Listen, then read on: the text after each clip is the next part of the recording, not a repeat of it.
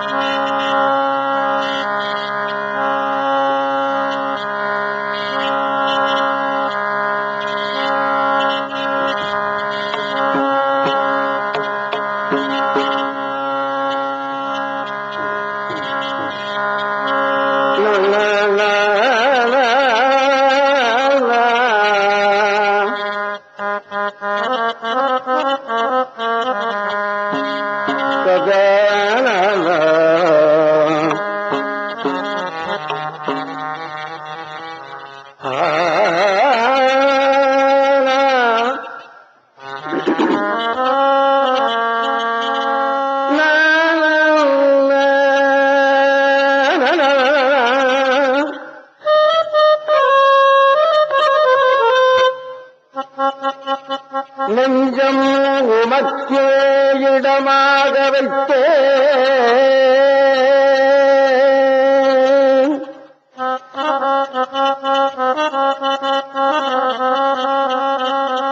நெஞ்சம் உமக்கே இடமாக வைத்தே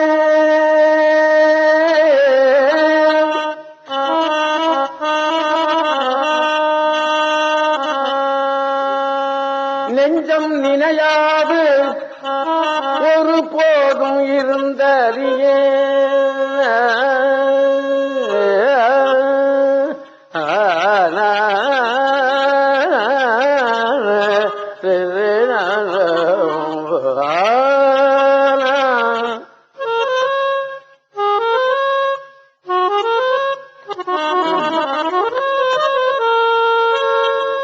நெஞ்சம் நினையாது ஒருபோதும் இருந்தறியேன் வஞ்சம் இது ஒப்பது கண்டறியேன் வயிற்றோடு துடக்கி முடக்கிட நஞ்சாகி வந்து என்னை நடிவதனே நணுகாமல் துறந்து கறந்து விடீர் அஞ்சேரும் எண்ணீர் அதிகை கெடித விரட்டான துறையம்மானே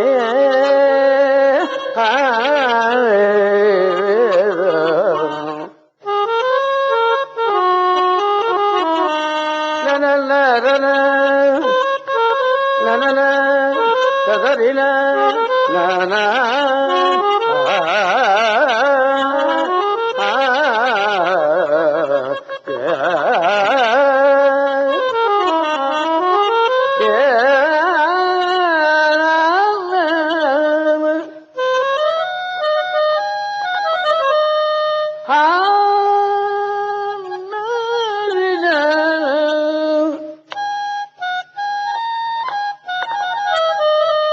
அஞ்சேலும் என் நீர் அதிகை கடித வீரட்டான துறையம்மானே தல்லம்பூவோடு தூபம் மறந்தறியே தல்லம்பூவோடு தூபம் மறந்தறியேன் தமிழோடு இசை பாடல் மறந்தறியேன் தல்லம்பூவோடு தூபம் மறந்தறியேன் தமிழோடு இசை பாடல் மறந்தறியேன் மறந்தறியேன்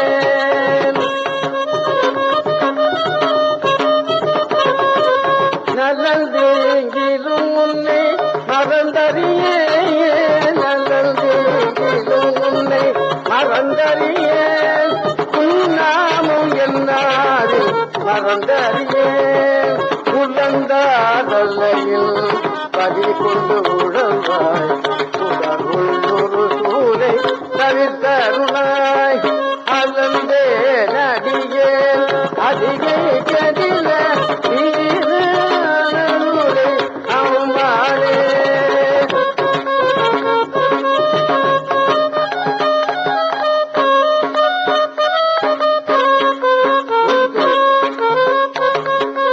ஆலந்தே நடிகே அதிகை கேட்டில இலக்கான துறை அம்மானே பாவரதிகாந்தே நடிகே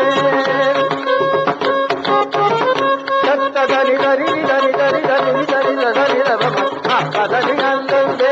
அடியே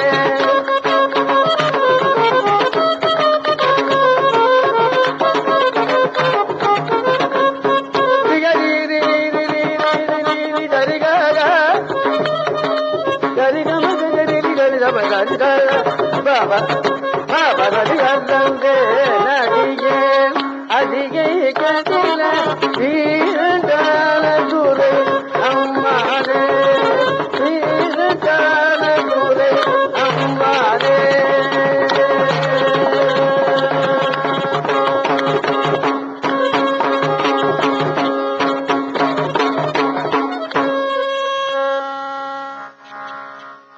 இறைவன் திருவருள்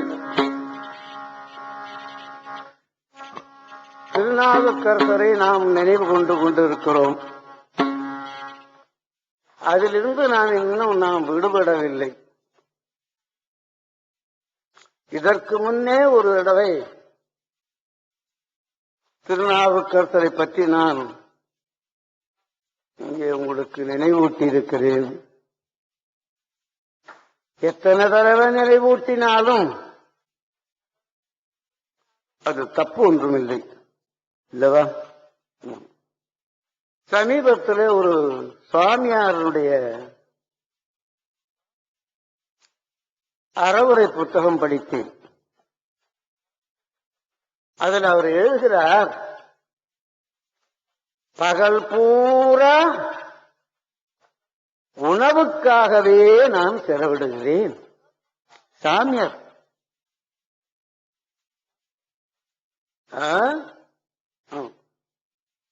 உணவை பற்றியே எனக்கு கவலை. காலைல எழுந்தோமா, டீயோ காப்பியோ குடிச்சோமா இல்லையாங்கிறத பத்தி கவலை இல்லை. பஞ்சாட்சரம் சொன்னமா இல்லையான்னு கவலை இல்லை, இல்லையா? 8 மணி ஆனா 9 மணி ஆனா இட்லி கிடைக்குமா, தோசை கிடைக்குமா, பொங்கல் கிடைக்குமா, பூரி கிடைக்குமா? 12 மணி 1 மணி ஆனா சாப்பாடு கிடைக்குமா, ரசம் கிடைக்குமா, சாம்பார் கிடைக்குமா? 4 மணி ஆனா ஏதாவது டிஃபன் கிடைக்குமா, அல்லது வெறும் காப்பி தானா? 8 மணி ஆனா சாப்பாடு கிடைக்குமா, பலகாரம் கிடைக்குமா? ஏழுல தூக்கம் என்று ஒன்று வருகிறது, அதுல நான் தூங்கி விடுகிறேன். ஆக பகல் பூரா சோற்றை பற்றியே கவலை, இரவுல தூங்கி விடுகிறேன் அப்படின்னு எழுதுறார் இந்த சாமியார்.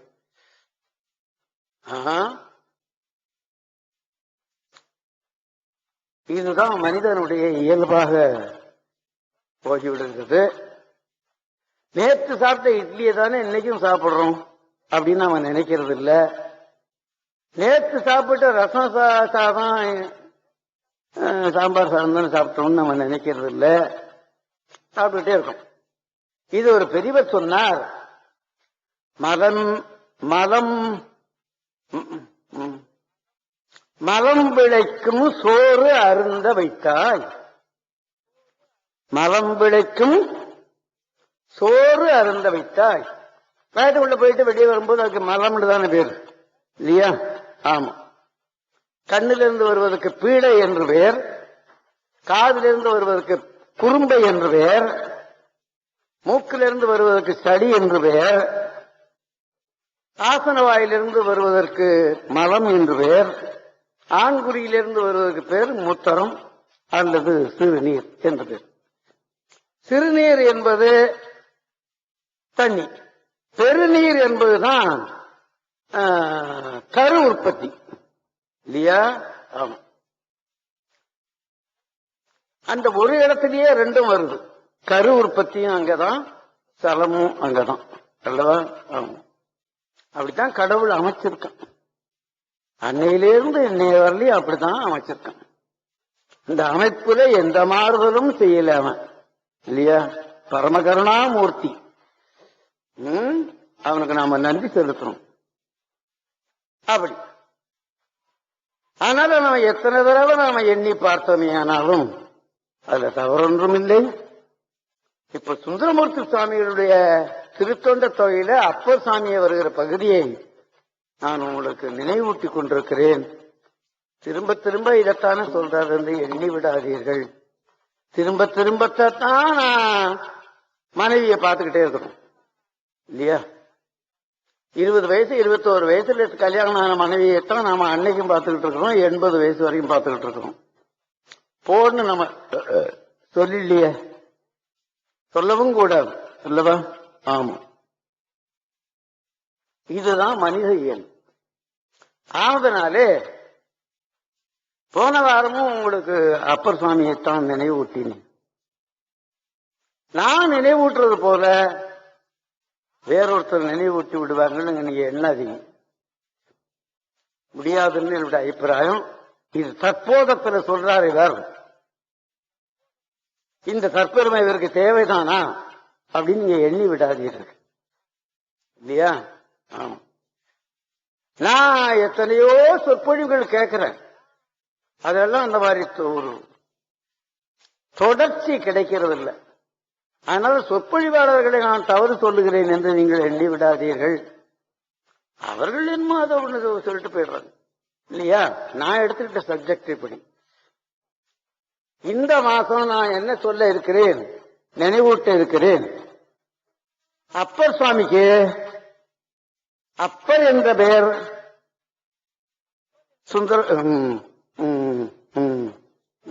திருஞான சம்பந்தர் கூப்பிட்டார், அப்பரேன்னு சொன்னார் இல்லையா? அவங்க அப்பா அம்மா அவருக்கு வச்ச பேர் மருள் நீக்கியார். நாவுக்கரசர் என்ற பெயர் ஆண்டவன் கொடுத்தது அல்லவா? அது உங்களுக்கு நினைவில் இருக்கும். தாண்டக வேந்தர் என்று அவருக்கு ஒரு பேர் உண்டு. திருத்தாண்டகம் என்று 99 பதிகம் பாடியிருக்கார் சுவாமி. கிட்டத்தட்ட 1000 பாடல்களுக்கு மேல. இன்னைக்கு 100 பாட்டு 200 பாட்டு எழுதினவெல்லாம் கின்னஸ் புத்தகத்தில் இடம் பெறுகிறான்.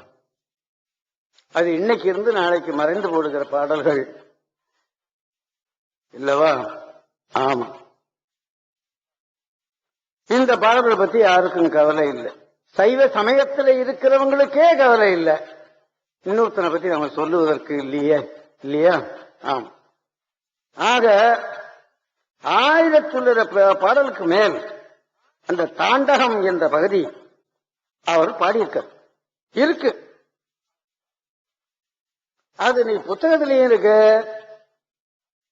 கேசட் வடிவத்திலையும் இருக்கு இல்லையா? நீங்க கேட்க முடியும் இன்னைக்கு.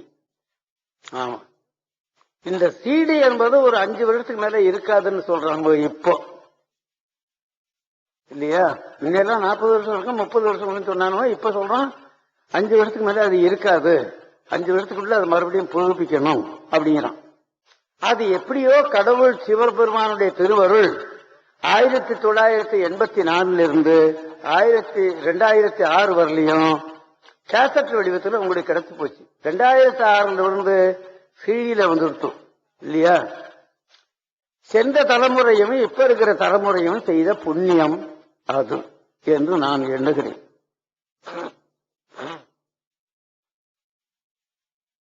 இந்த தாண்டகம் என்பது திருஞான சம்பந்தரும் பாடல, திருநாவுக்கரசரும் பாடல. இந்த தாண்டகம் என்பது செய்யுள் இலக்கணம். வடமொழியில சியாமலா தண்டகம் அப்படின்னு இருக்குதான், என்னமோ தண்டகம்னு இருக்கு. அந்த தண்டகம் என்ற சொல்லுனுடைய விரிவுதான் இந்த தாண்டகம் அப்படின்னு எழுதி இருக்கிறார்கள். அது தவறுன்னு எழுதுறாரு ஆசா ஞான சம்பந்தம். பெரிய ஆராய்ச்சியாளராச்சே, அவங்க அப்பாவும் பெரிய ஆராய்ச்சியாளர், இவரும் பெரிய ஆராய்ச்சியாளர். ஆமா, அவரை உங்களுக்கு தெரியாது, ஆமோ சரவண முதலியார் என்று அவருக்கு பேர். திருச்சியில் இருந்தாங்க. சைவத்தில் மிகுந்த ஈடுபாடுடையவங்க. பெரிய புராணத்தை கரைத்து குடித்தவர், திருவிளையாட புராணத்தை கரைத்து குடித்தவர், கந்த புராணத்தை கரைத்து குடித்தவர் அந்த ஆமு சரவண முதலியார். அவருடைய பையன்தான் ஆசா ஞான சம்பந்தம். சமீபத்துல கூட பெரிய புராணம் ஒரு ஆய்வு என்று ஒரு புத்தகம் அவர் எழுதியிருக்கிறார். எனக்கு கிடைச்சிருந்தது, படிச்சு பார்த்தேன். அவரை எழுதியிருக்கிறதையே நம்மளால புரிஞ்சுக்க முடியல. எனக்கு உள்ளுக்குள்ள ஒரு வருத்தம். என்னை போன்ற ஏழைகள், என்னை போன்ற அறிவிலிகள் அதை புரிஞ்சுக்க மாதிரி அவர் எழுதியிருக்கலாமே அல்லவா? இப்ப கர்நாடிக் மியூசிக் வச்சா எத்தனை பேர் கேட்கறான்? ஆல் இண்டியா ரேடியோ ஸ்டேஷன்ல கர்நாடிக் மியூசிக்க சிடி கேசட் தான் எடுத்து வித்தாங்க, போகவே இல்லையா? சினிமா போட்டு ஓடுது இல்லையா? இன்னைக்கு இருக்கிற சூழ்நிலை அப்படி. நல்ல வேலையா நம்ம தேவார திருவாசம் ஓடி போச்சு அல்லவா? சிடி வெளியிட்ட போதே 5-6 செட்டு அதுக்கு மேல ஓடுது. ஒரு செட்டு 9,000 ரூபாய் இல்லையா? 160 கேசட், 160 சிடி அல்லவா? தமிழ் மக்கள் தமிழை மறக்கவில்லை என்பதுதான் ரிசல்ட் என்று எண்ணிக்கொள்ளுங்கள். ஆக அவர் எழுதுகிறாரு, இந்த தாண்டகம் என்பது அதிலிருந்து வந்தது என்பதை அவர் ஆசா ஞான சம்பந்தம் ஒத்துக்கொள்ள வேண்டும் நான் நினைக்கிறேன். இது புதுசாக நாவுக்கரசர் உண்டு பண்ண ஒரு சரக்கு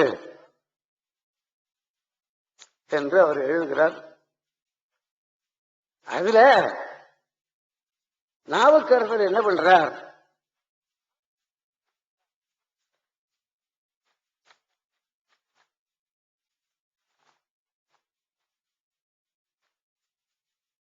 இந்த 99 பதிகம் 1000 பாட்டுக்கு மேல அந்த திருத்தாண்டகம் என்பது அதுதான் 6ஆம் திருமுறை இல்லையா? அதுல நாவுக்கரசர் என்ன பண்றார்? சில பதிகங்களுக்கு பேர் கொடுக்கிறார். இப்போ சில பேர் என்ன சொல்றாங்க, இன்னைக்கு யாருக்கு அங்க பாடுறா அப்படின்னு சொன்னா தர்மபுரம் பாடுறார் அப்படின்னு சொன்னா, தர்மபுரம் ஞான பிரகாசம்னு ஒருத்தன் இருக்கான், அவனை கூட அதை குறிப்பிடல. தர்மபுரம் சொன்ன உடனே சாமிநாதன் தான் அப்படின்னு சைவத்துல இருக்கிறது போல சில பதிகங்களுக்கு அவர் பேர் கொடுத்துட்டு போயிருக்கார். அந்த பேருக்கு ஏற்ப அந்த பதிகங்களும் இருக்கிறதை என்னுடைய சிற்றறிவே சொல்லுகிறது இல்லையா? நான் இசைக்கு தான் நல்லா படிச்சேன், தேவாரத்துக்கு தான் படிச்சேன், இயலுக்கு என்னை படிக்க விடாமல் செய்து விட்டான் ஒரு மகாபாவி. ஆமா, என்னை படிக்க விடாமலே செய்து விட்டான் தமிழ். அந்த பாவி என்னை தமிழும் படிக்க விடாம விட்டான். தமிழும் வச்சிருந்தாங்க தருமபுரத்தில் பாடசாலை. தருமபுரம் பாடசாலையில தேவாரம், இசை, தமிழ், ஆங்கிலம், சமய பாடம் எல்லாம் வச்சிருந்தாங்க. ஆமா, 1941 ஆரம்பிக்கப்பட்டது. இன்னைக்கு நன்றாக பெரிய பூட்டு போட்டு பூட்டி விட்டார்கள் அந்த பாடசாலையை. வருத்தத்தோடு கண்ணீர் விட்டு கொண்டு சொல்றேன், அது நன்றாக நடக்க வேண்டும் என்று சொல்லித்தான் நான் ஏழை. என் கையில கிடைச்ச 1 லட்சம் ரூபாய் எனக்கு கொடுத்தேன். அப்ப அவர் சொன்னார், நான் 30 லட்சம் ரூபாய்க்கு ட்ரஸ்ட் பண்ணியிருக்கேன், இது என்னத்துக்குன்னாரு. அதோட இதையும் வச்சு கேட்டு கொடுத்தேன். இன்னைக்கு மூடப்பட்டு விட்டதுன்னு கேள்விப்படுறேன். இந்த வாத்தியாரும் வேலையை விட்டு போயிட்டான்னு கேள்விப்படுறேன். சைவ சமயத்துக்கு இப்படி ஒரு துர்பாகியம். அது மீண்டும் நடைபெற வேண்டியது பரமேஸ்வரனுடைய கையில இருக்கே தவிர மனிதன் கையிலே இல்லை. நான் நேர அவரை சந்திக்கிற வாய்ப்பு கிடைச்சதுன்னா அழுத்தம் திருத்தமா சொல்லிவிடுவேன். நீங்களும் தேவாரம் படித்த நீங்கள் தானே, இதை ஏன் இப்படி செய்கிறீர்கள் அப்படின்னு கேட்கலாம்னு இருக்கேன். அது என்னைக்கு வாய்க்குதோ கேட்டுக்கிடுவேன். நான் பயப்படவே மாட்டேன். நான் எவனுக்கும் பயப்படாத ஆளு இல்லையா? அப்படி அவர் பேர் கொடுக்கிறார். பெரிய திருத்தாண்டகம், துக்க திருத்தாண்டகம்,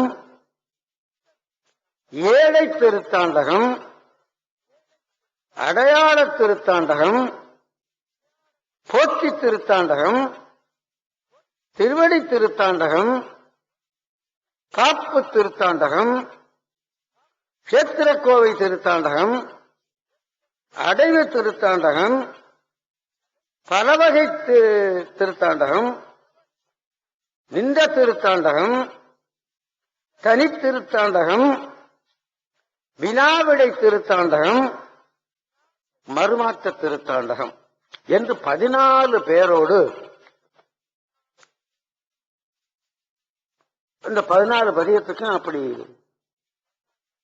பேர் கொடுத்திருக்கிறார்கள்.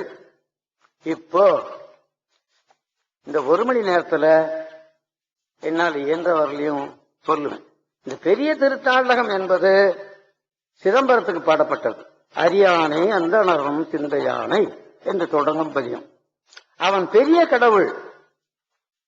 சைவர்களுக்கு கோயில்னு சொன்னா எது? சிதம்பரம் தான். வைணவர்களுக்கு கோயில்னு சொன்னா எது? ஸ்ரீரங்கம். திருப்பதி கூட இல்லை, ஸ்ரீரங்கம் தான் இல்லையா? ஆமா. அந்த பெரிய கடவுளை பாடிய பதிகத்துக்கு பெரிய திருத்தாண்டகம் என்று பெயர் கொடுத்திருக்கிறார். பெரியானை பெரியானை என்ற சொல்லும் அதுல வருகிறது. உங்களுக்கு தெரியும் அல்லவா? அதை சொல்லி பார்ப்போம்.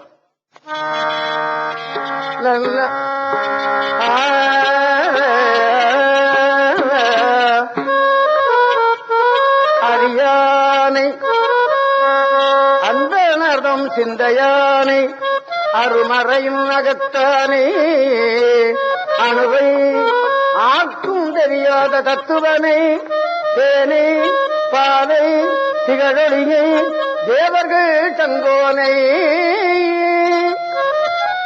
மச்சைக்கரியானை நான்முகனை கனனை காற்றை கனைகடலை குலவரையை கலந்து நின்ற பெரியானே பெரும்பற்ற புலியூரானே பேசாத நாளெல்லாம் பிறவா நாளே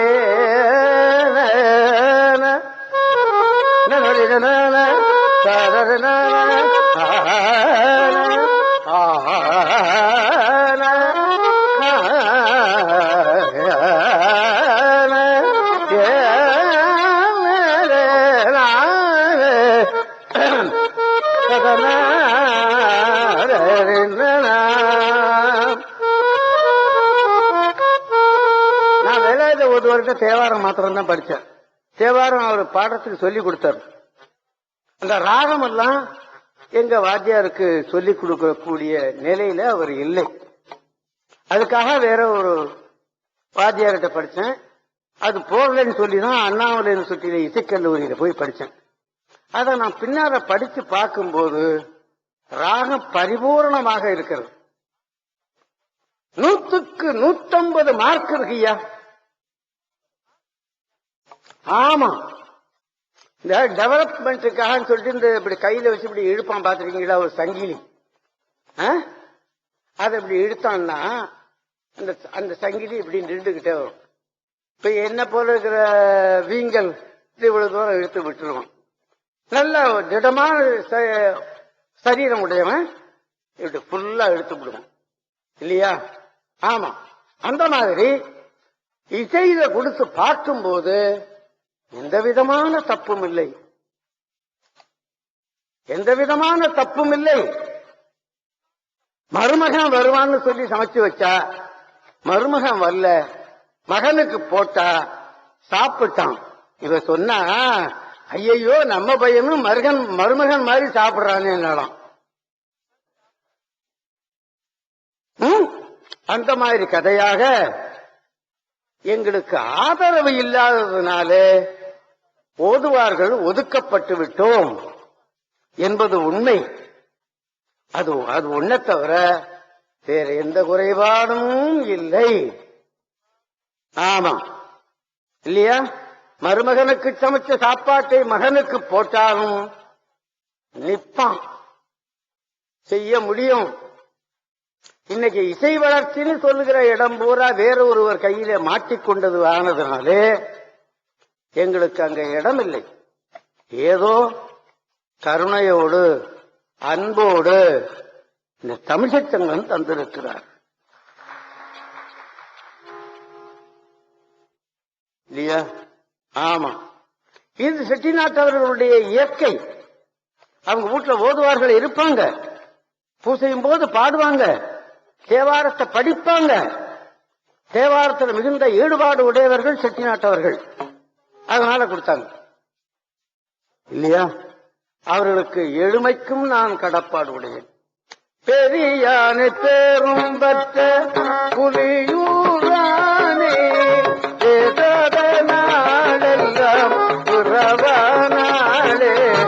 பெரியானை பேரும் பற்ற புலியூரானே பேசாத நாளெல்லாம் உறவானாளே உறவானாளே உறவானாளே.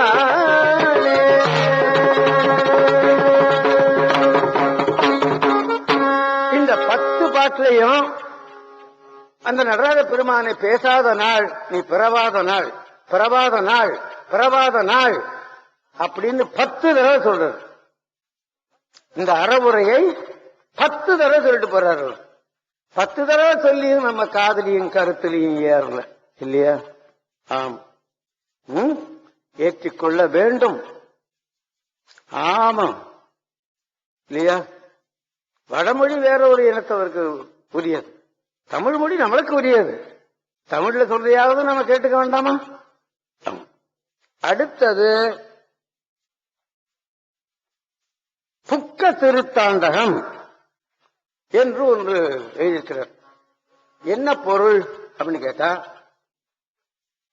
சிவன் வந்து புகுகின்ற இடம். இதுதான் எனக்கு கிடைத்த பொருள். பெரியவங்க நன்றாக தமிழை படித்தவர்கள், சமயத்தை படித்தவர்கள் வேறொரு பொருள் சொல்லக்கூடும். அதுல நான் பின்வாங்கி விடுவேன். ஏன்? நான் தான் தமிழ் சரியா படிக்கலன்னு சொல்லிட்டேனே அப்பவே. ஒரு மகாபாவி என்னை படிக்க விடாம அடிச்சு விட்டான்னு சொன்னனே அல்லவா? அதனால எனக்கு தெரிந்ததை சொல்லுகிறேன். ஏனைய ஊர்ல இருக்கிற சிவனெல்லாம், சிவனுடைய திருவருள் எல்லாம் சிதம்பரத்திலே அர்த்தஜாம பூசையில அவ்வளவு தெய்வமும் அங்கே வருகிறதாக ஒரு ஐதீகம் அன்றும் இருக்கிறது, இன்றும் இருக்கிறது. அதனாலேதான் சிதம்பரத்திலே அர்த்தஜாம பூசை தரிசனம் பண்ண போனால் ஏனைய சிவாலயங்களில் இருக்கிற திருவருள் அத்தனையும் அங்கே வந்து விடுவதனால அந்த பூசைக்கு விசேஷம். கோட்டைக்கு போயிட்டா எல்லா மந்திரியும் பார்த்துடணும் இல்லையா? தனியா ஒரு மந்திரி வீட்டுக்கு போனா அவரைத்தான் பார்க்க முடியுமே தவிர வேற ஒரு மந்திரியை பார்க்க முடியும். அதே மாதிரி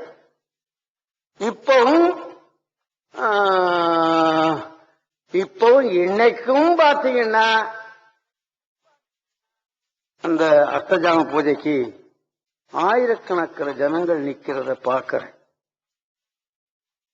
ஆமா, ஆயிரக்கணக்கில் ஜனங்கள் நிக்கிறத பார்க்கிறேன். எல்லா ஊர்லயும் அர்த்தஜாமன்னு சொன்னா 2 பேர், ஒருத்தன் கூட இருக்க மாட்டான். இந்த குருக்களும் சுயம்பாவியும் தவிர வேற ஒருத்தன் இருக்க மாட்டான். அந்த ஊர்ல மாத்திரம் பாக்கி காலத்துக்கு வந்தானோ வரலையோ அர்த்தஜாமத்துக்கு வரும். ஆமா, அதோடு மாத்திரம் இல்ல, அர்த்தஜாம பூசை இத்தனை பூசை நான் பார்த்தேன்னா இன்ன வேண்டுதலை எனக்கு நடைபெறும்னு ஒருத்தன் வேண்டிக் கொண்டால் அது நடைபெறுகிறது என்று சொல்லுவதையும் நான் பார்த்திருக்கிறேன். அந்த சிதம்பரத்துக்கு 18 வருஷம் 2 உற்சவம் இல்லையா? அந்த ஊர்ல எல்லா ஊர்லயும் ஒரு உற்சவத்துக்கே திண்டாடுவோம். அந்த ஊர்ல 2 உற்சவம், மார்கழியில ஒரு உற்சவம், ஆனியில ஒரு உற்சவம். இது 2லயும் 5 தேர் ஓடும். ஆனியிலும் 5 தேர் ஓடும், மார்கழியில 5 தேர் ஓடும். பிள்ளையாருக்கு ஒரு தேர், முருகனுக்கு ஒரு தேர், சிவனுக்கு ஒரு தேர், அம்பாளுக்கு ஒரு தேர், சண்டீசருக்கு ஒரு தேர். அன்னைக்கும் ஓடுது, இன்னைக்கும் ஓடுது. எப்படி முடியுது? சம்பளம் கொடுத்து ஆள் வைக்கிறது இல்ல, உள்ளூர்ல இருக்கிறவங்களே இழுக்கிறாங்க. ஆமா, நானே எத்தனையோ வருஷம் இந்த தேர் இழுத்திருக்கிறேன் இல்லையா? ஆமா. அப்படி இந்த மங்குல் மதி தவழும் என்று தொடங்கும் திருத்தாண்டமும் அதனை சொல்லுவதாக அமைந்திருக்கிறது என்பதுதான் நான் அறிந்த உண்மை. அவனை இப்பொழுது பாடி காட்டுகிறேன்.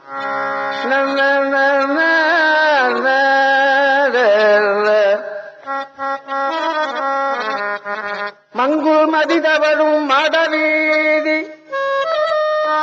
மயிலாப்பில் உள்ளார், மருகல் உள்ளார், பொங்கிற் கொடுமுடியார், குற்றாலத்தார் குளமூக்கில் உள்ளார்.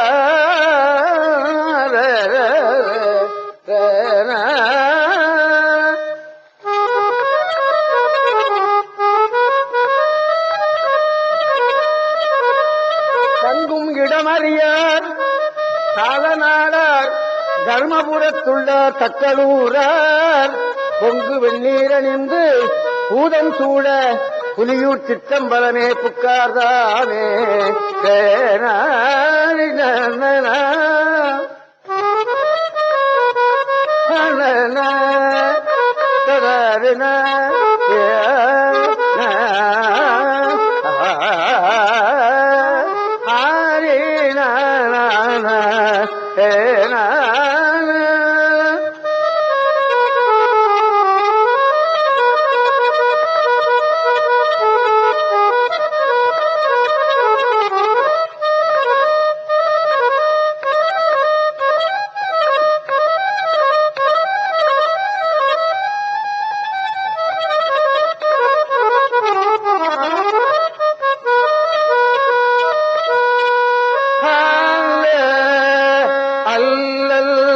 செய்யும் அருவினை என் செய்யும் கொல்லை பல்வினை சொல்தான் செய்யும் இல்லை மானலே சிற்றம்பலவனாக எல்லை இல்லமோ அடிமை துண்டேனுக்கு அல்லல் என் செய்யும்.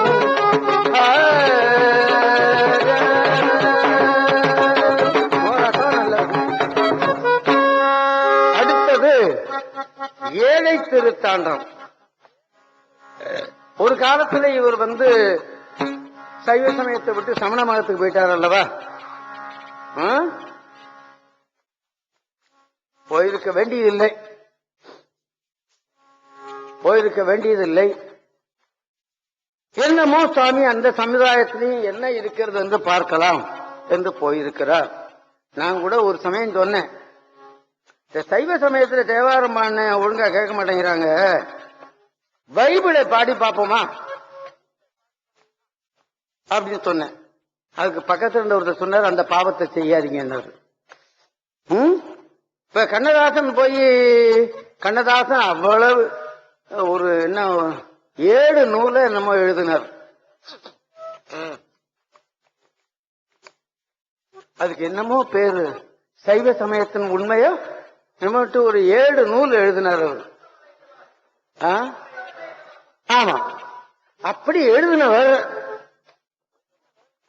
இயேசு காவியம்னு ஒன்று எழுதிவிட்டார் இல்லையா? ஆமா, அது செய்திருக்க வேண்டியதில்லை, என்னமோ செய்து விட்டார் இல்லையா? அந்த மாதிரி சுவாமி அந்த சமுதாயத்திலையும் என்ன இருக்கு பார்க்கலாம் அப்படின்னு போயிருக்க கூடும் இல்லையா என்றுதான் நமது பெரியவர்கள்லாம் அப்படிதான் சொல்றாங்க. அப்ப அங்க இருந்த போது அவரு இழவில்லை, நெஞ்சமும் உமக்கே இடமாக வைத்தேன் என்றெல்லாம் சொல்லுகிறார். தளம்போடு ரூபம் மறந்தறியேன் அப்படின்னு சொல்றார். அங்க இருக்கும்போது இந்த நினைப்போடு தான் அவர் இருந்திருக்கிறார் என்றும் சொல்லுகிறார்கள். ஆனா சுவாமி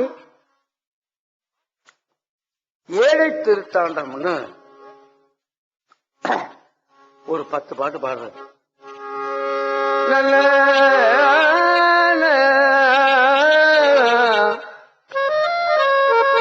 வெறிவிரவு பூவிடம் நல் தொங்கலானே வீரட்டானே வெள்ளேற்றினானே பொறியறவினானே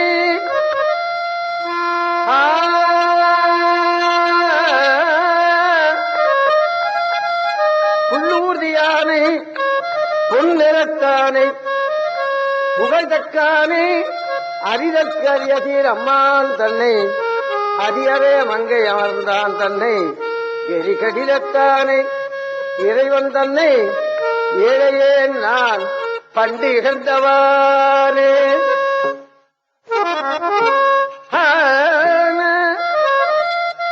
ஏழையே நான் பண்டு இகழ்ந்தவானே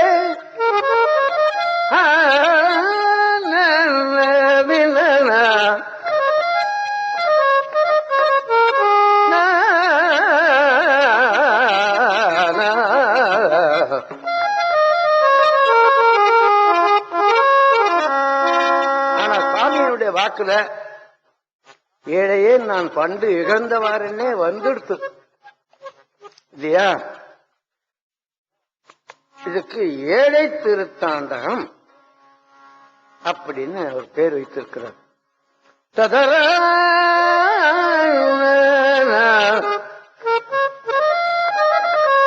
பக்தனாய் பாட மாட்டேன் பரமனே பரமயோகி எத்தினால் பற்றி செய்க என்னை நீகள வேண்டாம் பக்தனாய் பாட மாட்டேன் பரமனே பரமயோகி எத்தினால் பற்றி செய்க என்னை நீகள வேண்டாம் முத்தனே முதல்வாதில்லை அம்பரத்தாடுகின்ற அத்தாவும் நாடல்தான் மன்னடியனே வந்தவாறே அத்தாவும் நாடல்தான் அடியனே வந்தவாறே.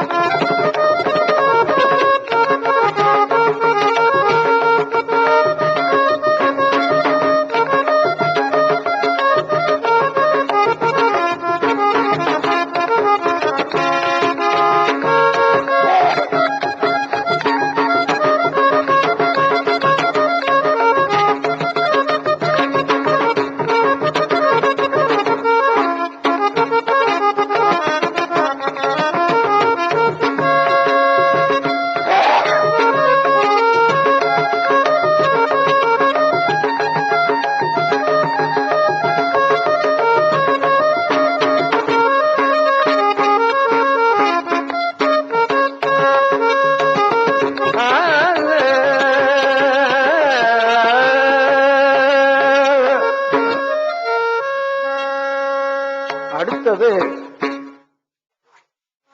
அடையாள திருத்தாண்டகம் என்று ஒரு பகுதி பாடுகிறார் சாமி. இன்னென்ன அடையாளம் இருந்தால் இப்ப கூட இந்த குண்டு வச்சு விடுறான் பாருங்க, அவனை எப்படியும் இந்த மிஷின்ல போட்டு ஒரு பிகர் வருது, அந்த பிகரை சரி பண்ணி இவனாத்தான் இருக்கும்னு போலீஸ்ல கண்டுபிடிச்சிடுறாங்க இல்லையா? ஆமா, அதை நம்ம பார்க்கிறோம். அதை கண்டுபிடிக்கக்கூடிய கெட்டிகாரன் நமது போலீஸுக்கு இருக்கிறது இல்லையா? இந்திய நாட்டு போலீஸ் மிகவும் கெட்டிக்காரர்கள் அப்படின்னு பேர் வாங்கியிருக்கிறாங்க.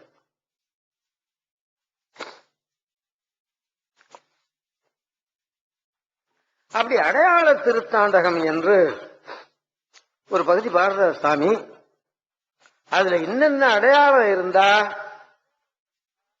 அவன் வீரட்டத்தில் இருக்கிற சிவனுடைய திருவுருவம் அப்படின்னு சொல்றது. இப்ப திருவாசகத்துல ஒரு பாட்டு வருது, அர்த்தநாரீஸ்வர வடிவத்தை அது குறிப்பிடுகிறது. தோலும் அப்படின்னு வருது. தோல் யார் உடுத்திட்டு இருப்பா? சிவன் உடுத்திட்டு இருப்பான் அல்லவா? ஆமா. துகிலும், துகில் என்பது பட்டாடை. அது யார் உடுத்திட்டு இருப்பா? அம்பிகை. குழையும், குழை என்பது ஆண்கள் போட்டுக்கிறது. சுருள் தோடும் பெண்கள் போட்டுக்கிறது. தோடும் துகிலும் குழையும் சுருள் தோடும் பால் வெள்ளை நீரும், பால் வெள்ளை நீரை பூசிக்கொண்டிருக்கிறது ஒரு வடிவம். இதெல்லாம் வலப்பாகத்துக்கு உரியது. பால் வெள்ளை நீரும் பசுஞ்சாந்தும் அது அம்பிகைக்கு உரியது. பசுஞ்சாந்தும் தோலும் துகிலும் குழையும் சுருள் தோடும் பால் வெள்ளை நீரும் பசுஞ்சாந்தும் பைங்கிளியும் சூலமும் கையில முத்தலை சூலத்தை வைத்துக் கொண்டிருக்கிறான் சிவன் இல்லையா? அது இந்த முத்தலை சூலம் என்பது 3 தலையோடு அப்படி இருக்கும். அது என்ன சொல்றாங்க?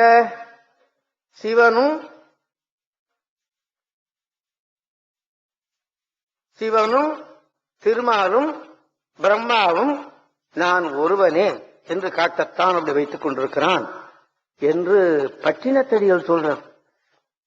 11ஆம் திருமுறையில பட்டினத்தடிகள் சொல்லுகிறோம். அது இந்த சித்தாந்திகள் என்று சொல்பவர்கள் அந்த திருசூலத்தை நினைத்தால் இன்னும் அந்த மும்மலம் ஆறும் என்று என்னமெல்லாம் விளக்கம் சொல்லுகிறார்கள். அங்கே போவதற்கு எனக்கு அருகதை கிடையாது இல்லையா? எனக்கு தெரியாத ஒன்றை நான் தெரிந்தது போல நான் சொல்லுவதற்கு தயாராக இல்லை. நான் சொல்லவும் மாட்டேன். தெரியாததை தெரியவில்லை என்று சொல்லிவிடுவேன் அல்லவா? ஆம்.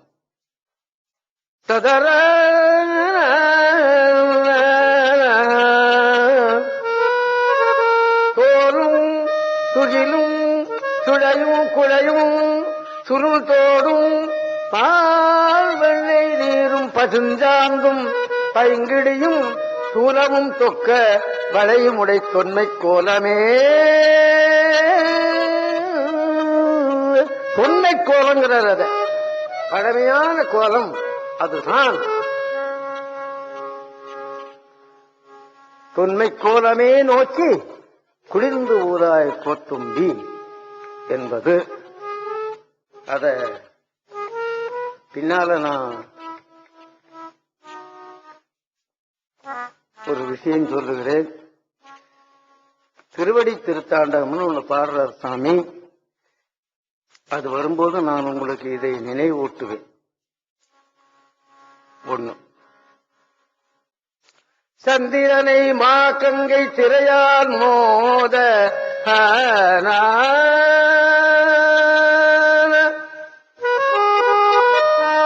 கடாமகுடத்து இருத்துமே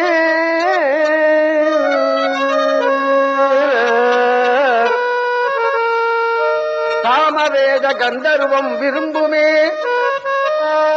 கபாலம் ஏந்து கையனே நெய்யனே கனகமேனி கதறி நல்ல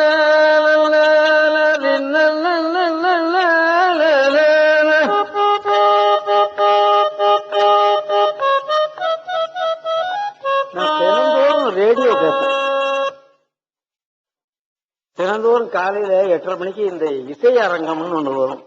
அதுதான் எனக்கு ஒழிந்த நேரம். அது தவறாமல் கேட்பேன். ஏன் அப்படின்னு கேட்டா, யாராரு எப்படி பாடுறான்னு தெரிஞ்சாதான் நாம ஒழுங்கா பாட முடியும் இல்லையா? ஆமா. ஆடை உடுத்திக்கிறதுக்கு இன்னொருத்தன் உடுத்தினதை பார்த்து தானே நம்ம உடுத்திக்கிறோம். நம்ம சம்பாதிக்கிறோம்னு சொன்னா இன்னொருத்தன் சம்பாதிக்கிறத பார்த்து சம்பாதிக்கிறோம். ஆனா இன்னைக்கு சம்பாதிக்கிறதெல்லாம் ரொம்ப தப்பான வழி இல்லையா? அது நமக்கு வேண்டாம். அந்த வழியில நாம சம்பாதிக்கவே வேண்டாம். அந்த சம்பாத்தியமும் நமக்கு வேண்டாம். அதனால வருகிற இன்பமும் நமக்கு வேண்டாம் இல்லையா? நேர் வழியில் சம்பாதிப்போம். உண்மையான வழியில் சம்பாதிப்போம். ஆம்.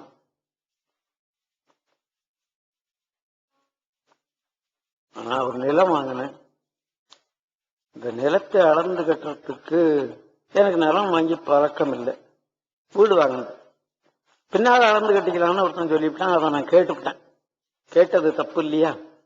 அளந்து கட்டி தான் வாங்கியிருக்கணும் இல்லையா? வாங்கிவிட்டேன். பின்னால் அளந்து கட்டும் போது தப்பு வந்துடுச்சு. ஒரு தடவை அளந்து விட்டு உனக்கு இந்த நிலம் இருக்குன்னு சொல்லிவிட்டான். அடுத்த தடவை அதே ஆள் அளந்து விட்டு உனக்கு இல்லைன்னு. அப்புறம் என்னன்னு அது யோசனை பண்ணி பலரையும் விசாரித்த போது அதுல தப்பு இருக்கிறது அப்படின்னு தெரிஞ்சது. சரி, கடவுள் இருக்கட்டும். நான் அந்த அதிகாரியை எதிர்த்தோ அந்த நிலத்தை கையாண்டவனை அவனை எதிர்த்தோ வாழ முடியாத ஒரு சூழ்நிலை இல்லையா? ஆமா, விட்டுட்டேன். அது நான் எதிர்த்து நின்னேன்னு சொன்னா என்னோட உயிருக்கே ஆபத்து வந்துடும். அதனால உயிர் பெருசா இந்த நிலம் பெருசான்னு பார்த்தேன். உயிர் தான் பெருசு.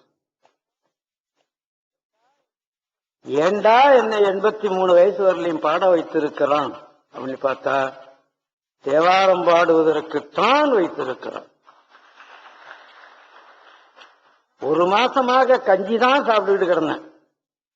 ஆமா, விழுந்தும் விட்டேன், மயக்கம் அடிச்சு.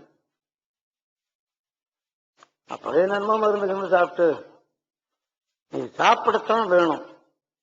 கஞ்சியெல்லாம் குடிச்சிருந்தீங்கன்னா உன்னால் பாடவே முடியாம போயிடும், நடக்கவே முடியாது அப்படின்னு ஒரு டாக்டர் சொல்லிட்டோம். அப்புறம் எப்படியாவது சாப்பிடு. அப்புறம் இப்ப கொஞ்சம் சாப்பிட்டுக்கிட்டு இருக்கு, கொஞ்சம் கொஞ்சம் சாப்பிட்டுக்கிட்டு இருக்கு. ஏன் பாட வச்சிருக்கான் என்ன அப்படின்னு கேட்டா தேவாரம் பாடத்தான். இப்ப கூட கந்த கூடத்துல 1 மணி நேரம் பாடிவிட்டு வர்றேன். இங்கே ஒரு மணி நேரம் பாடுறேன். முடியுமா? 83 வயசுல வாய் திறக்கவே முடியாதே. ஆமா, இப்ப மறுபடியும் திருவள்ளத்துல போய் 2 மணி நேரம் பாட போறேன். நானா பாடுறேன்? கிடையாது. நான் பாடுறேன்னு நினைக்கிறதே கிடையாது. பாட்டு வித்தாளார் ஒருவர் பாடாதார். அவன் பாட்டு வைக்கிறான். அந்த தமிழ் என்னை பாட வைக்கிறது. தெய்வ தமிழ் அல்லவா அது? என் தொண்டையில வரும்பொழுது ஒரு தனி தைரியத்தை கொடுக்கிறது அல்லவா? ஆமா, எம்.கே. தியாகராஜ பாகவதர் தமிழ் பாட்டு பாடினார். தேந்தேனா பாடிட்டு போயிட்டான். அவனை போல சினிமா பாட்டு இனிமே எவனும் பாட முடியாது. இன்னைக்கும் கேட்கலாம் இல்லையா? டியூ சின்னப்பான்னு ஒருத்தன், அவனும் அப்படித்தான். கே.பி. சுந்தராம்பாள் உங்களுக்கு தெரியும். எம்.எம். தண்டமான தேசியர் உங்களுக்கு தெரியும். இவர்கள்லாம் தமிழ்ல பாடித்தான் தன்னுடைய குரல் வளத்தையும் பெருக்கிக் கொண்டார்கள், தமிழர்களுடைய பெருமையையும் காப்பாற்றினார்கள் அல்லவா? அதனுடைய விளைவுதான் தமிழிசை சங்கம். எம்.கே. தியாகராஜ பாகவதரை போய் அண்ணாமலை செட்டியார் கூப்பிட்டாரான், நான் அந்த மாதிரி தமிழ் இசை கொண்டாட போறேன், நீ வரணும் அப்படின்னு கூப்பிட்டாரான். எம்.கே. தியாகராஜ பாகவதர் அப்ப இமயமலையில் இருந்தார். அவர் கிட்டவே நெருங்க முடியாது. ஆமா, எனக்கு தெரியும், அவரை பார்க்கவே முடியாது. எம்.கே. தியாகராஜ பாகவதரை பார்க்கவே முடியாது. ஆமா, அப்படி ஒரு உயரத்தில் இருந்தவரை போய் கூப்பிட்டாரான் அண்ணாமலை செட்டியார். அப்படியா? எம்.கே. தியாகராஜ சொன்னாராம், நான் தமிழன், நான் பாடுவது தமிழ், தவறாமல் வருவேன், போங்கய்யா. இனிமே நீங்க எங்க கொண்டாடினாலும் என்ன போடுங்க, நான் வந்து விடுகிறேன் அப்படின்னாராம். இந்த சொல்லு கிடைக்குமா?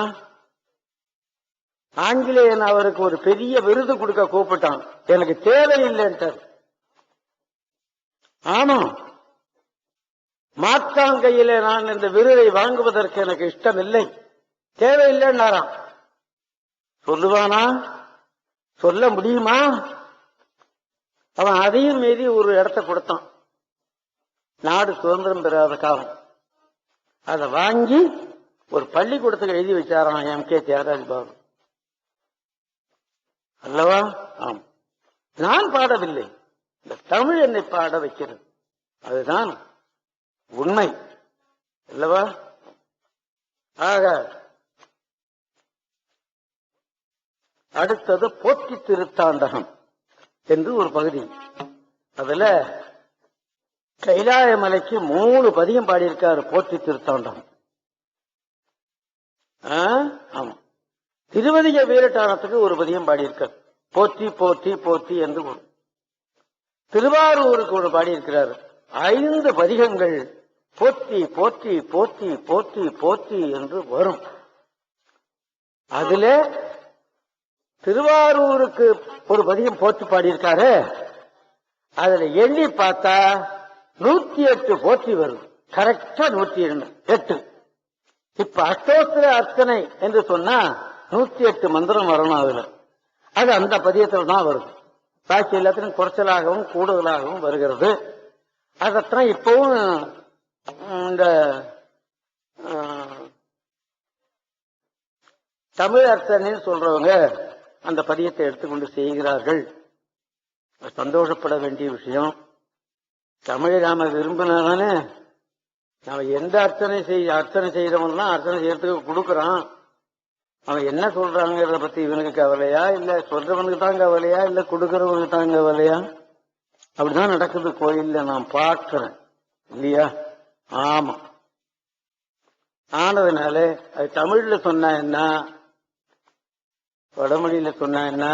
வடமொழியில சொல்றவன் கூட தமிழ்ல எழுதி வச்சுக்கிட்டு தான் சொல்றான். ஓம் பவாய நமஹா அப்படிங்கிறத வடமொழியில எழுதுறது இல்ல, தமிழ் மொழியில ஓம் பவாய நம, ஓம் பவலிங்காய நமஹா அப்படின்னு தமிழ்ல எழுதி வச்சுக்கிட்டு தான் சொல்றாங்களே தவிர வடமொழியில எழுதப்படவில்லை. அதுக்காக புத்தகமே போட்டிருக்காங்க. அதுக்கு தமிழ்ல இருக்கிறத சொல்லிட்டு போயிடலாமே இல்லையா? மாற்றான் சண்டைக்கார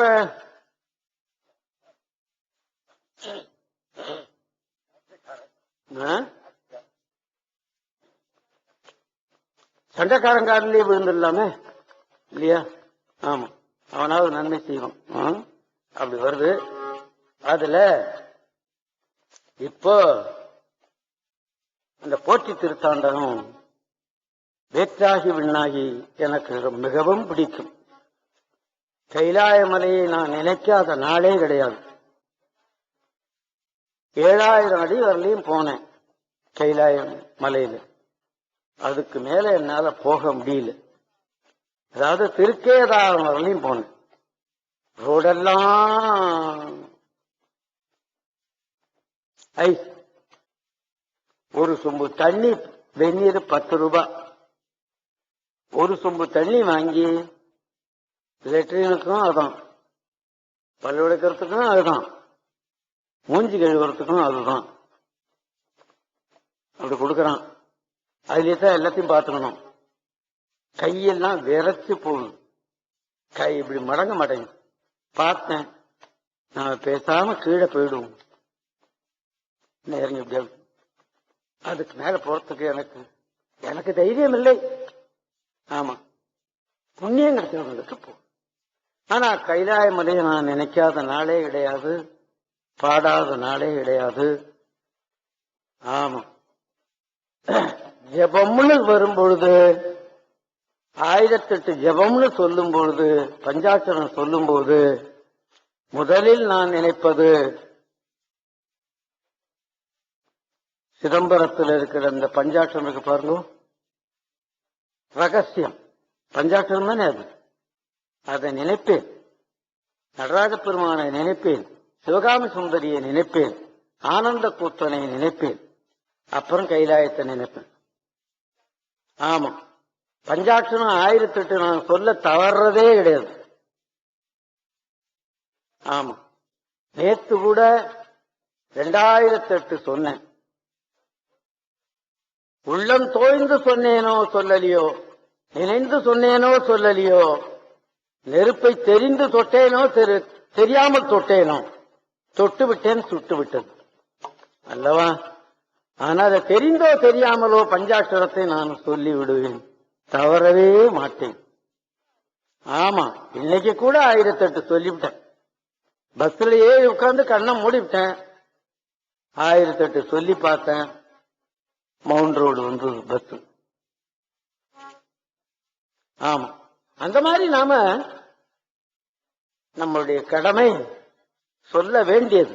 என் கடன் பணி செய்து கிடப்பதே. நீ ஒன்னும் கேட்காதடா, அவன் கொடுப்பான்டா. ஆமா இல்லையா? தன்னடைந்தார்க்கு இன்பங்கள் தருவானே தத்துவனை அல்லவா என்பது. அதனால அந்த போற்றி திருத்தாண்டகம் எனக்கு மிகவும் பிடித்தது. அதனை இப்பொழுது பாடி காட்டுது.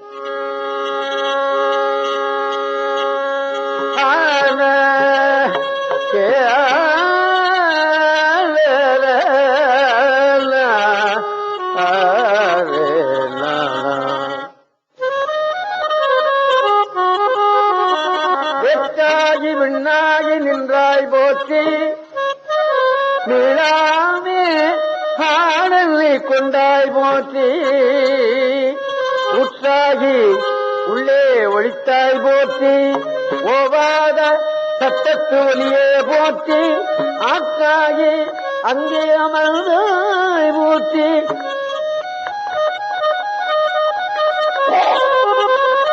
ஆரங்கம் நாள் வேதமானாய் போற்றி, காற்றாகி எங்கும் கலந்தாய் போற்றி, கைலி மலையானே போற்றி போற்றி. கைலாய மலையில ஏறிட்டாரு.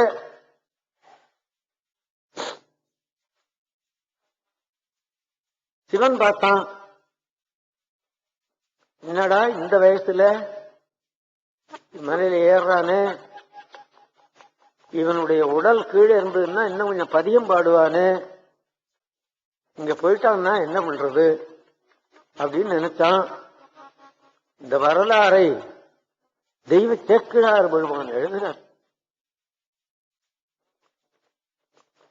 ஆமா, தெய்வ சேக்கிழார் பெருமான் தான் இந்த வரலாறை எழுதுகிறார் நமக்கு. அவர் செய்த புண்ணியம் கிடைக்குமா? கிடைக்காது. கிடைக்காது என்று தெரிந்துதான் கிளமா கிடந்த அந்த கோயிலை ஒரு மதில் பூரா இடிச்சு எடுத்து விட்டு வேற மதில் போட்டேன். ஒரு கும்பாபிஷேகத்துக்கு 2 கும்பாபிஷேகம் பண்ணேன். மாதந்தோறும் 300 ரூபாய்க்கு ஒரு அபிஷேகம் பண்றேன். 2 சேக்கிடார் கோயில் இருக்கு குன்றத்தூர். இதற்கு 300 ரூபாய், இதற்கு 300 ரூபாய். நாலூர் கோயில் ஒண்ணு நான் விட்டுருந்தேன்னா இன்னைக்கு குட்டிச்சவர் தான் இருக்கும். அதுக்கு 1 லட்சம் ரூபாய் செலவு பண்ணி அதை பண்ணேன். அதுக்கு மாதந்தோறும் ஒரு 300 ரூபாய் அபிஷேகம் பண்றேன். அந்த புண்ணியம் எனக்கு கிடைத்தது. அவ்வளவுதான், இந்த புண்ணியம் எனக்கு கிடைக்குது. அதுக்காக ஒரு ட்ரஸ்ட் பண்ணியிருக்கேன். நான் கொஞ்சம் பணம் போட்டேன், என் நண்பர்கள் எல்லாம் போட்டாங்க. 2,50,000 ரூபாய். அதுக்கு ஒரு ட்ரஸ்ட் இருக்கு, அதுக்கு ஒரு கமிட்டி இருக்கு. இந்த கமிட்டியிலிருந்து இந்த பணத்தை வாங்கி 19 வருஷமா அந்த அபிஷேகம் பண்ணிட்டு இருக்கிறேன். இந்த சேக்கிழா இருக்கும். ஏன் கிடைக்குமா பெரிய புராணம்? கிடைத்தற்கரிய நூல். ஆசா ஞான சம்பந்தம் சொன்னார், இந்த சைவங்கையில கிடைத்தது தப்பு இந்த பெரிய புராணம் அப்படின்னு. அவ்வளவு அற்புதமான நூல். கைலை மலையில ஏறி நின்னார். அங்கிருந்து ஒரு முனிவர் வந்தார். ஏ திருநாவுக்கரசனே, எங்கே போகிறாய்? கேட்டார். நான் கைலை மலைக்கு போறேன். அது உன்னால முடியுமா அப்படின்னு கேட்டார். உனக்கென்னையா இத பத்தி கவலை, போயா.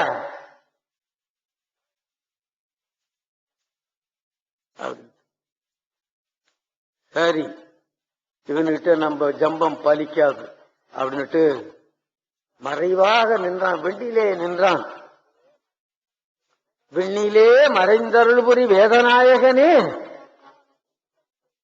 கண்ணினால் திருக்கையிலையில் இருந்த நின் கோலம் நன்னி நான் நயந்து தொழ அருள்புரி என்றான். சரி, இவனை என்ன பண்ணலாம் அப்படின்னு பார்த்தார். இவன் கைலை மலைக்கு ஏற சொன்னோம்னா மாண்டு போடும், பாக்கி ஏன பதியம் கிடைக்காது.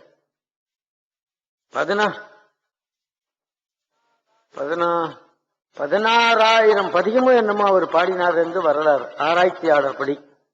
இன்னைக்கு நமக்கு இருக்கிறது 400 பதியம் தான் கிடைச்சிருக்கு. 400 பதியமாவது நாம படிச்சு பார்ப்போமா? சிவகாசியில ஒருத்தர் இந்த வரலாற்று முறையோடு போட்டிருக்கார். இப்ப ஆழ்வார் திருநகர்ல ஒருத்தர் அப்படி போட்டுக்கிட்டு இருக்கிறார். தருமபுர மடத்துல 2 தடவை போட்டாங்க இந்த தேவாரத்தை. திருப்பனந்தாள் மடத்திலே எத்தனையோ தடவை போட்டாங்க அல்லவா? அன்றைக்கும் இன்றைக்கும் யாரோ அதனை புதுப்பித்துக் கொண்டே இருக்கிறார்கள். காரணம் அதில் உள்ள தெய்வீகம் அல்லவா? அப்பதான் இந்த திருத்தாண்டகம் பாடுறார். 3 பதியும் பாடுறார். 30 பாட்டு பாடுறதுலயும் கடவுள் பொறுத்துக்கிட்டே இருந்தான். திருநாவுக்கரசனே, இந்த ஏரியில் மூழ்கு, அதுதான் இந்த மான சரோவரமம் என்று சொல்லுகிறார்கள். அதுல மூழ்கப்பா, உனக்கு கைலாயத்தை காட்டுகிறேன் அப்படின்னு சொன்னானா. அத நம்பினார் இவர், நம்பினார். ஆமா, நம்பினாத்தான் நமக்கு நன்மை இல்லையா? ஆமா, மூழ்கினார், எழுந்தார் திருவையாற்று. கண்டேன் அவர் திருப்பாதம், கண்டறியாதன, அது பார்க்க முடியாது, கிடைக்காது. அது கண்டேன். மாதர் பிறை கண்ணியானை மலையான் மகளோடும் பாடி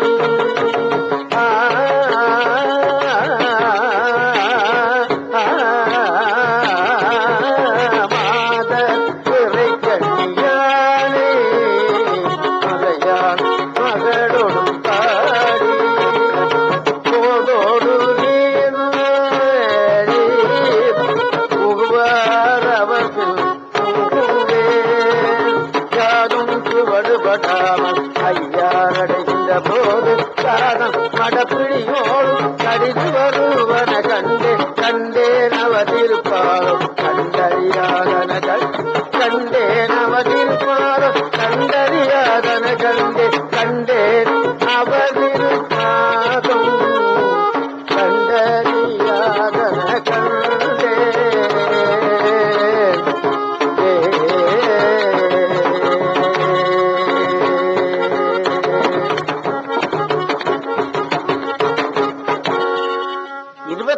தடவை சொல்றாரு,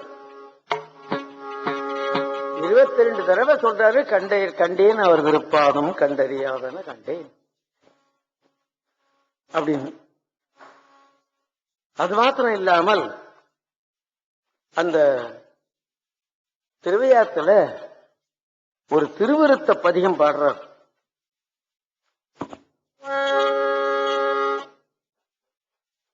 அவனுடைய கடலை சிந்திக்க முடியாது, முடியாதுன்னே சொல்லிட்டார் இல்லையா? அப்படி மீறி நீ சிந்தித்தியேயானால் என்னென்ன உனக்கு கிடைக்கும் அப்படின்னு எழுதுறார். யாரு? அப்பர் சாமி. சிந்திப்பரியன ஐயாரன் அடித்தளமே சிந்திப்பரியன, அது முடியாது. சிந்திப்பவர்க்கு, அதையும் மீறி சிந்திப்பவர்க்கு, சிந்திப்பரியன சிந்திப்பவர்க்கு சிறந்து செந்தேன் முந்தி பொழிவன முத்தி கொடுப்பன மொய்த்து இருண்டு பந்தித்து நின்ற படவினை தீர்ப்பன பாம்பு சுற்றி அந்தி பிறை அணிந்து ஐயா ஆடும் ஐயாரும் அடித்தலனை. முடியாதுன்னு சொன்னவர் அப்புறம் முடியும்னு எப்படி சொல்றாரு இல்லையா? சந்திரனுக்கு போக முடியாது, சந்திரன்கிட்டே யாரும் நெருங்க முடியாது. போயிட்டு வந்துட்டானே, போயிட்டு வந்தவன் சும்மா கூட போகலையே, ஒரு 30 கார்டையும் வாங்கிட்டு போனான். திரும்பி உணர்ந்து அது ஆயிரக்கணக்கில் வித்துவிட்டான் இல்லையா? அப்படின்னு நம்ம பாக்குறோம் இல்லையா? ஆமா, அந்த மாதிரி அற்புதமான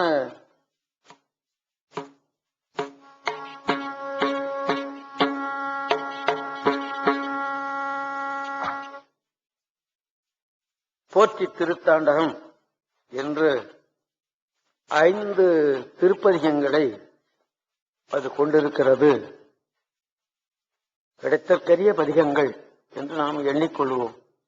எனக்கு நேரம் கிடைப்பு, எனக்கு கொஞ்சம் உடம்பு சரியில்லை, 1 மாசமா எங்கேயும் நிகழ்ச்சிக்கு போறதில்லை, போகக்கூடாதுன்னு மருத்துவர் சொல்லிட்டார். பயத்துல உனக்கு தொந்தரவு இருக்கு, நீ எங்கேயும் பாட போக. 1 மாசமா எங்கேயும் போறதில்லை. நேரம் கிடைக்கும் போதெல்லாம் தேவாரம் படிக்கிறது தான் எனக்கு வேலை. என் தேவாரம் படிக்கிற புத்தகத்தை பார்த்தீங்கன்னா திருஞான சம்பந்தர் தேவாரம் எத்தனை தடவை திருப்பி திருப்பி படித்திருக்கிறேன் அப்படின்னு எழுதி வச்சிருக்கேன். திருநாவுக்கரசர் தேவாரம் எத்தனை தடவை பாட்டை படிச்சிருக்கேன், அவ்வளவுதான். படித்து உருக தெரியல, அழ தெரியல, நெருப்ப தொட்டு இருக்கேன், அவ்வளவுதான் இல்லையா? ஆமா, ஐஸ்வரும் நம்மளால உண்டாக்க முடியாது, அதுக்குள்ள இருந்ததை ஜில்லிப்ப அனுபவிக்க முடியும் இல்லையா? நம்மளால அதுக்கு விடவா முடியாது இல்லையா? நெருப்பு நம்ம உண்டாக்க முடியாது, நெருப்பு வைந்த சாம்பாரை சாப்பிட முடியும், சோறு திங்க முடியும் இல்லையா? அது கூடவா முடியாது அல்லவா? என்ற நிலையில தான் நான் இருக்கிறேன். ஆனா ஆண்டவன்கிட்ட சொல்லி விடுவேன், உன் அருளை நினைக்க எனக்கு தெரியாதப்பா, உன் பேரருளை நினைக்க எனக்கு தெரியாது, உன் பேரருளை பார்க்க எனக்கு தெரியாது. ஆம், ஆனா உன்னுடைய புகழை நான் என்னுடைய வாய் சொல்லிக் கொண்டே இருக்கும், அவ்வளவுதான் என்று நான் படித்துக் கொண்டே இருப்பேன். ஒரு நாளைக்கு 10 பதியம் படிக்கிறேன்னா 20 பதியம் படிக்கிறேன்னா அப்படின்னு எனக்கு தெரியாது, படிச்சுக்கிட்டே இருப்பேன். நான் பாட்டு நேரம் வந்ததா முடியும் அல்லவா? அப்படி திருவடி திருத்தாண்டகம் என்று ஒன்று பாடுகிறார் சுவாமி. ஆண்டவனுடைய திருவடி எவ்வளவு உயர்ந்தது என்று இந்த திருப்பதிகத்தில் அவர் சொல்லுகிறார். இதனுடைய விளக்கம்தான் வள்ளற்பெருமானுடைய திருவடி புகழ்ச்சி என்று நான் எண்ணுகிறேன். வள்ளற்பெருமானுடைய பாடல்களை நன்றாக படித்தவர்கள் யாராவது இருந்தால் என் மேல வருத்தப்படாதீங்க. இந்த திருவடி புகழ்ச்சி என்பதை கூட நான் டேப்ல பாடியிருக்கேன். 64 வரியோ என்னமோ வட சொல் வருகிறது, பாக்கி ஏனைய தமிழ்ல வருகிறது. இதனுடைய விளக்கம்தானோ அது என்று நான் எண்ணுகிறேன். 4 வழியில வந்தவர்தான் வள்ளற்பெருமான். ஆமா இல்லையா?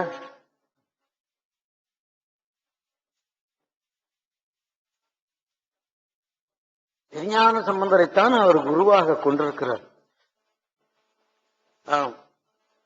நான் கூட 4 தமிழை பாடுகிறேனே தவிர எனக்கு திருஞான சம்பந்தர்கிட்ட தான் மிகுந்த ஈடுபாடு.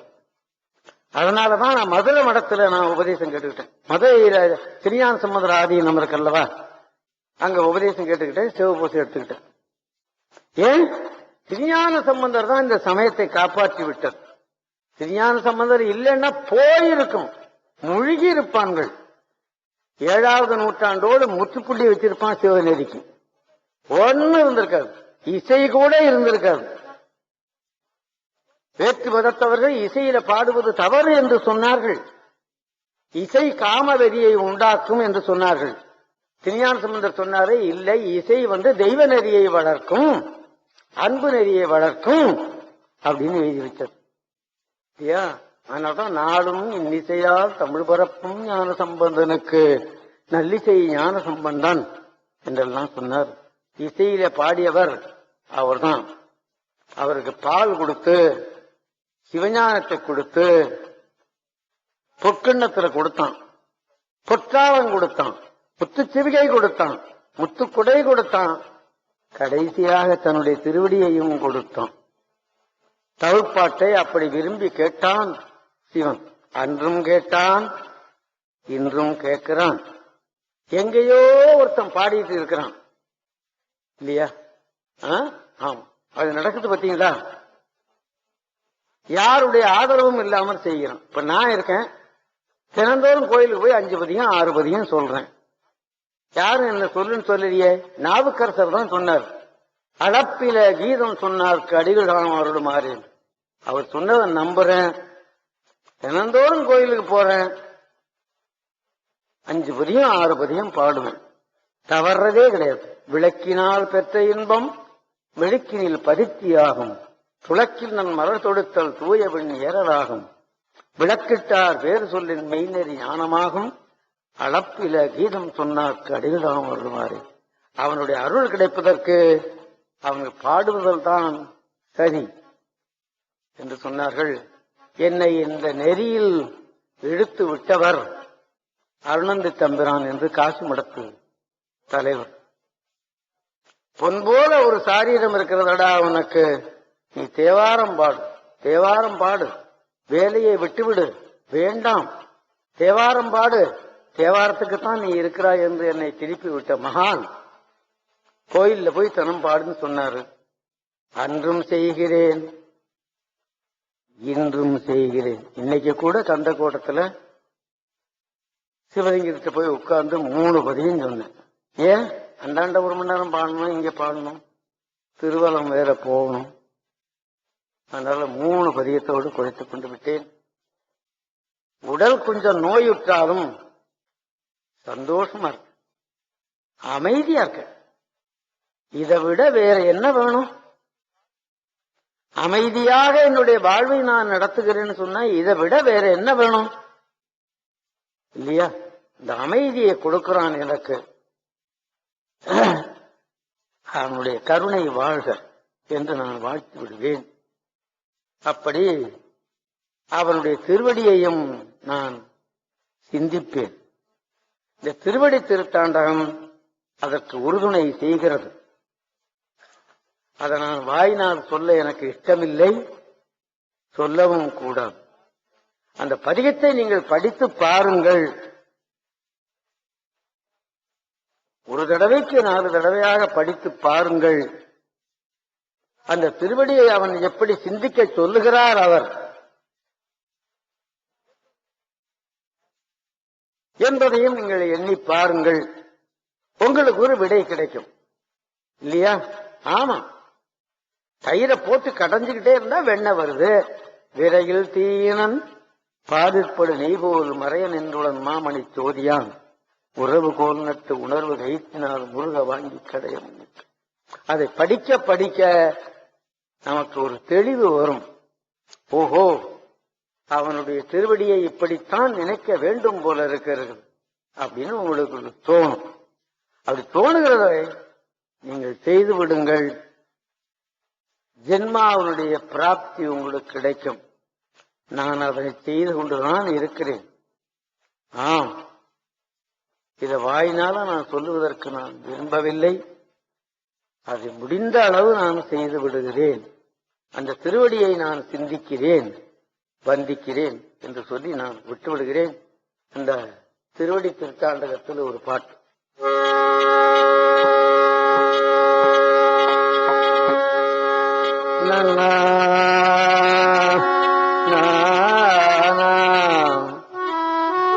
அரவணையான் சிந்தித்து அறத்தும் அடி அருமறையான் தென்னிக்கு அணியாமடி சரவணத்தான் கைதொழுது சாரும் அடி சார்ந்தார்கட்கு எல்லாம் சரணாம் அடி பரவுவார் பாவம் பறைக்கும் அடி 14 கணங்களும் பாடும் அடி திரை விரவு தென் கெடியநாடன் அடி திருவீரட்டானத்து எம் செல்வன் அடி.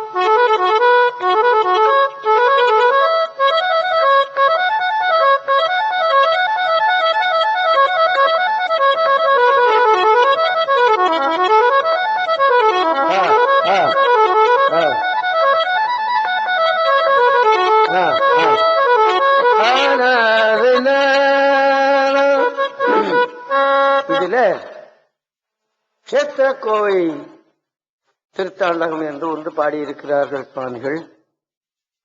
இது அவ்வளவு நான் என்ன பண்ணினேன், இந்த டேப்ல பாடும்போது புத்தகத்திலிருந்து எடுத்து பதம் பிரிச்சு எழுதி அந்த எழுதுனதைத்தான் நான் பாடுவேன் இல்லையா. பதம் பிரிச்சால்தான் ஒழுங்காக பாட இயலும். அது உங்களுக்கு தெரியும் தானே. அப்படி வீட்டுல உட்கார்ந்து எழுதிட்டு இருந்தேன்.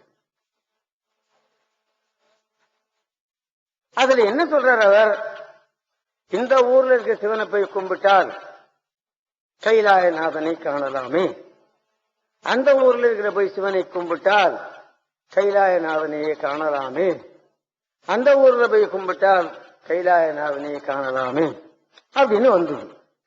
அப்ப நான் நினைத்தேன், இந்த கேத்திர கோவில குண்டத்தூரை சொல்லலையே. அப்ப குண்டத்தூர்ல நம்ம தினந்தோறும் நாம சாமியை கும்பிட்டு இருக்கிறோமே, அப்ப கைலாயநாதனுக்கு வரமாட்டானோ அப்படின்னு நான் எண்ணினேன்.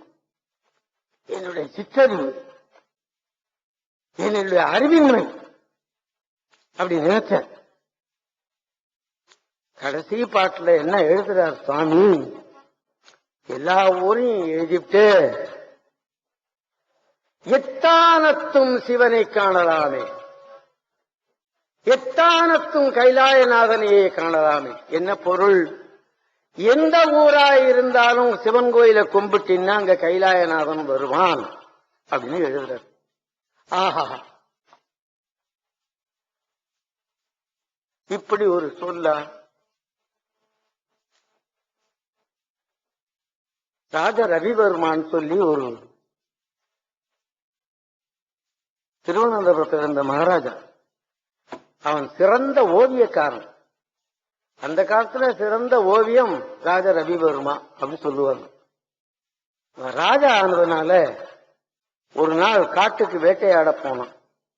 குதிரை மேல ஏறி உட்கார்ந்த உடனே குதிரையை சவுக்கால ஒரு அடி அடிச்சான், பறந்துருது. குதிரை ஓட்டம்னா கேட்கணுமா, அப்படி போயிட்டு இருக்கு. இவன் மேல உட்கார்ந்துக்கிட்டு போயிட்டே இருக்கான். போயிட்டே இருக்கிற ஒருவன் எத்தனையோ மைல் ஓடினத்துக்கு அப்புறமா அப்படின்னு ஒரு கனப்பு சத்தம் கேட்டது. என்னடா இந்த நடுக்காட்டுல என்னடா கனப்பு சத்தம் அவனை திரும்பி பார்த்தான். தன்னுடைய அருமை நாய் பின்னால ஒடியாந்துகிட்டு, தன்னுடைய அருமை நாய் பின்னால் ஒடியாந்துகிட்டு. குதிரையை நிறுத்தணும். நிறுத்தினா கீழே இறங்கி நாயை தடவி கொடுத்து, நீ வருகிறாய் என்று எனக்கு தெரியாதடா, தெரிந்திருந்தால் நான் இவ்வளவு வேகமாக இந்த குதிரையை ஓட்டி இருக்க மாட்டேனே, குதிரை ஓட்டத்துக்கு நாய் ஓட்டம் எங்கே என்று எண்ணினான். வீட்டுக்கு போனா பலகை எடுத்து வச்சான். இந்த அருமை நாயை அப்படியே எழுதணும்னு நினைச்சான். எழுதுனா நாயை பூரா எழுதிட்டான். ஆனா அந்த குதிரையில உட்கார்ந்து அவன் பின்னால பார்த்தான் பாருங்க, அது நாக்குல இருந்து இந்த நொங்கும் நுரையுமாக அந்த தண்ணீர் சொட்டிக்கிட்டு இருந்தது. அதை பார்த்தான் அவன். ஆஹா, அந்த உருவத்தை தான் அவன் எழுத நினைத்தான். நொங்கும் நுரையுமாக எழுதுறதை எழுதி பார்த்தான். சரியாக வரல. ஒரு தடவை எழுவனா அழிச்சுட்டான், மறுதடவை எழுவனா அழிச்சுட்டோம், மறுதடவை எழுவனா அந்த மாதிரி இல்லை அழிச்சுட்டோம். இந்த பிரஷ கிட்ட இருக்கிற தண்ணியில அப்படி அப்படி அலம்புனதும் அலம்பாததுமாக அப்படி அடிச்சு எடுத்துட்டு நானும் ஒரு சித்திரக்காரனா அப்படின்னு கீழே அடிச்சான். இது துள்ளி போய் அந்த நாயினுடைய நாக்குல பட்டு தண்ணி சொட்டுச்சு.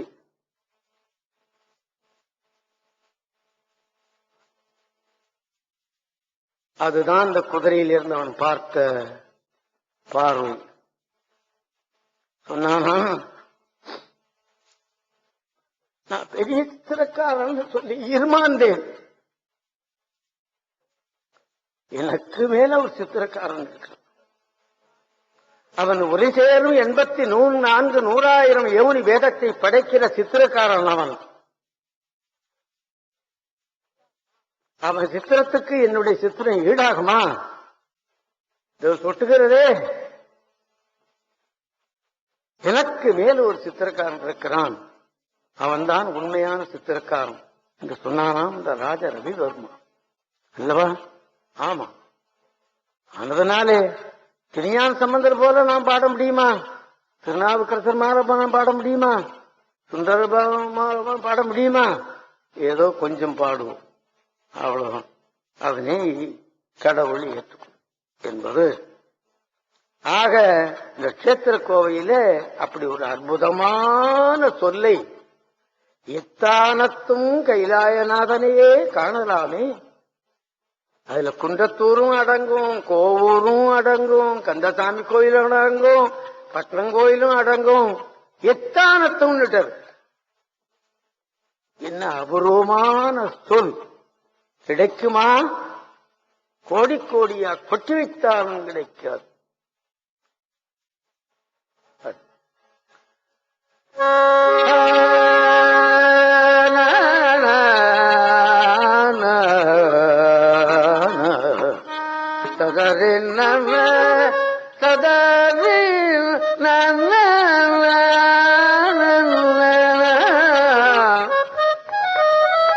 பிள்ளைச்சிற்றம்பலமும் செம்பொன்பள்ளி தேவன்குடி சிராப்பள்ளி தெங்கூர் கொள்ளிர் குளிரழைப்பள்ளி வீரட்டம் கோகரணம் கோடிகாவும் முல்லைப்புறவம் முருகன்பூண்டி முழையூர் பழையாறை சத்திமுற்றம் கல்லில் திகழ்ச்சியில் காலத்தையும் கைலாயநாதனையே காணலாமே.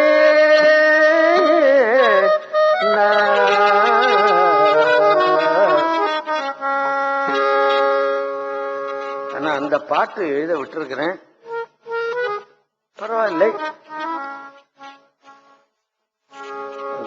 கருத்தையாவது சொன்னேனே என்று சொல்லுகிறார். அந்தாண்ட பல வகை திருத்தாண்டகம்னு ஒண்ணு சொல்றார். அதுல ஒரு அற்புதமான கருத்து சொல்றார். தந்தை யார்? யாரா தந்தை? இந்த பிறவியில இவன் தந்தை, போன ஜென்மாவில பசுமாடா இருந்த அப்ப ஒரு தந்தை, அதுக்கு முந்தின பிறவியில எலியா இருந்த அப்ப ஒரு தந்தை.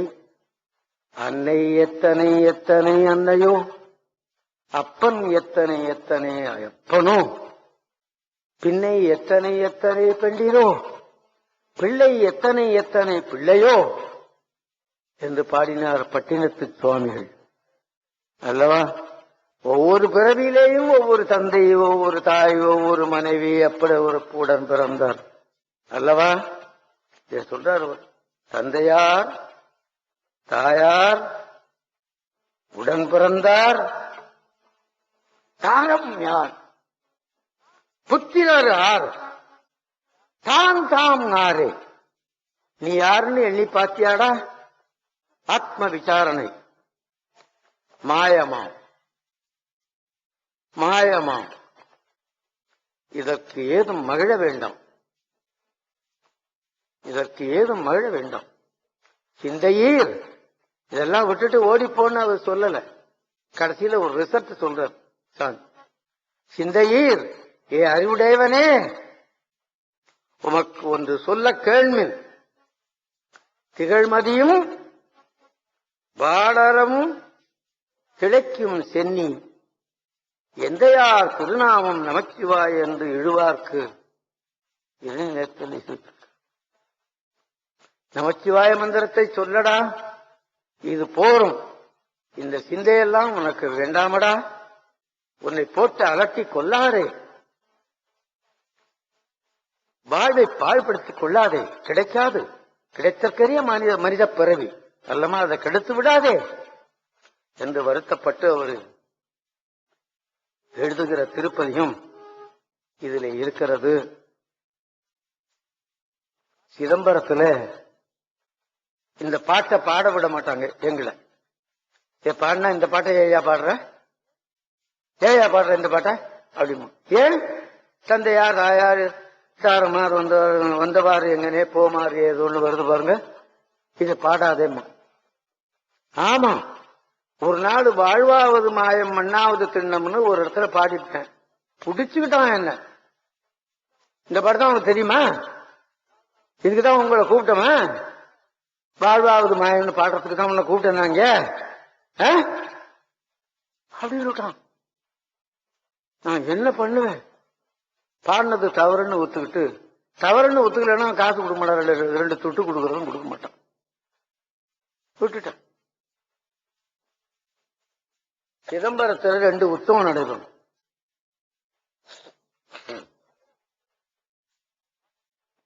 அதுல ஒருத்தர் இந்த பாட்டை பாடிட்டே இருந்தார். தெருவுல தமிழை வளர்த்தவன் தேவார ஓதுவார் தானே. எவன் வந்து தமிழ்ல பேசினான் தெருவுல. ஆமா, நான் இன்னைக்கு ரெடி தெருவுக்கு வாங்கிலா போறோம். தெருவெல்லாம் தமிழ் விளைக்கம் செழிக்க செய்வீர், சேமமுறை வேண்டுமெனில் அப்படின்னு சொன்னார் பாரதியார். தமிழை தெருவுல பாடுறவன் நாங்க தான், வேற எவனும் கிடையாது. ஆமா, இன்னைக்கும் என்னைக்கும். ஆமா.